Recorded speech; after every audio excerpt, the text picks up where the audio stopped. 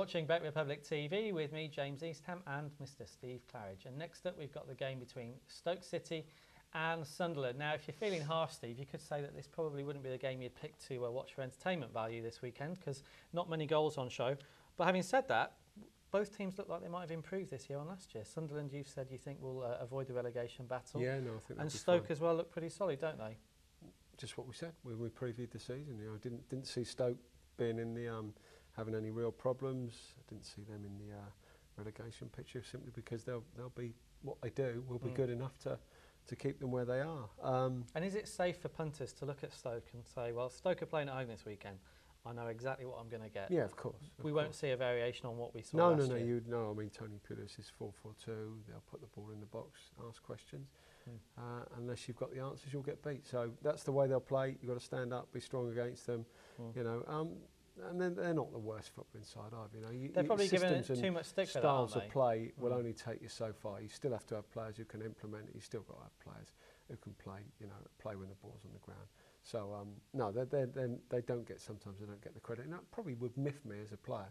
It certainly did when I was at Cambridge. You know, everybody used to say it was a system and the style. You know, when we all left, Cambridge lost their first 12 games.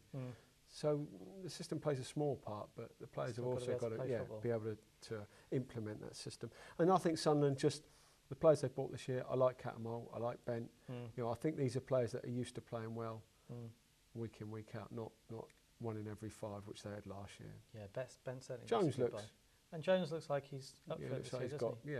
Yeah, which is nice, isn't it? Because he hasn't always, particularly last year, I'm not quite sure how him and Cisse actually. They were hot and cold. They were. They started very well, and at the end, they looked as if they couldn't play with each other for love nor money, could they? So no, that looks like a nice combination. If you've got Bent and Jones and they're at it and they're on it, then you've got a chance. Yeah, absolutely. Now, moving on to the bets on this game, Stoke had a fantastic home record last year. They lost only one of their, well, how many games was it? 14, 15 games against sides outside that top group. Would that lead you towards a handicap bet on Stoke, Steve? Or do you think the fact that Sunderland have got more firepower this season gives them a chance of nicking something here?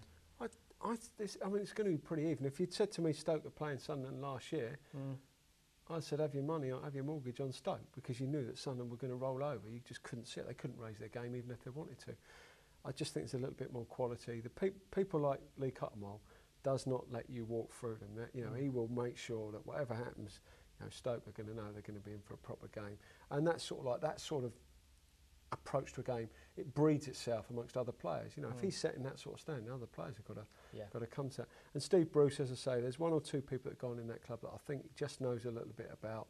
And I think he knows a little bit about what he's going to get from them, which is for a manager important. Yeah, well, I'll give you the prices on the match. Stoke are 7-5. That is about the price we used to find on them last year in this sort of game, but we're less taken with it this season. Sunderland 9-4, and the draw is 23-10. Well, we've gone on Sunderland as our first bet on the Asian handicap with a quarter goal start. All very complicated, but basically, as long as Sunderland avoid defeat in this game, then you'll make money, and that's available at a price of 17-20. And the second bet is on under 2 goals. That's available at a price of 63-50. And if there are exactly 2 goals in the game, then you'll get your stakes back.